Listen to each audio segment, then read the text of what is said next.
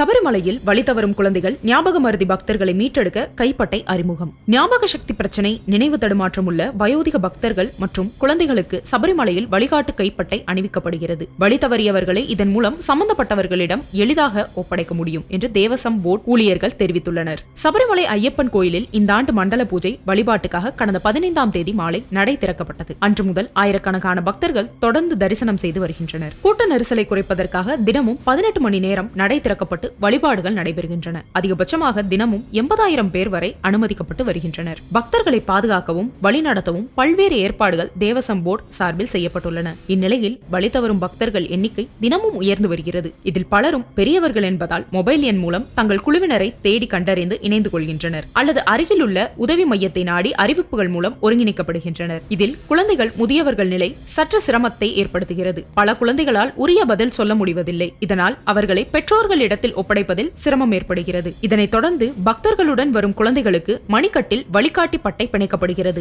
இதில் சம்பந்தப்பட்ட குழந்தையின் பெயர், பெற்றோரின் மொபைல் எண் அழியா மையால் எழுதப்படுகிறது. இதனால் குழந்தைகள் வழி தவறினாலும் இதனை பார்க்கும் ஐயப்ப பக்தர்கள் யாராக இருந்தாலும் உடன் தொடர்பு கொள்ள முடியும். மேலும் உதவி மையத்தில் ஒப்படைத்தால் அங்குள்ள அலுவலர்கள் மூலம் சம்பந்தப்பட்டவர்களிடம் சேர்க்கவும் உறுதுணையாக இருக்கும். இதன்படி 10 வயதுக்குட்பட்ட அனைத்து குழந்தைகளுக்கும் கேரள போலீசார் சார்பில் இந்த கைப்பட்டை அணிவிக்கப்பட்டு வருகிறது. மேலும் இதேபோன்று நினைவு தடுமாற்றம், ஞாபக சக்தி பிரச்சனை உள்ள முதியவர்களுக்கும் அணிவிக்கப்படுகிறது. குழந்தைகள் மற்றும் முதியவர்களுக்கு கைப்பட்டை அணிவிக்கும் இந்த திட்டத்தை ஐயப்ப பக்தர்கள் வரவேற்றுள்ளனர்.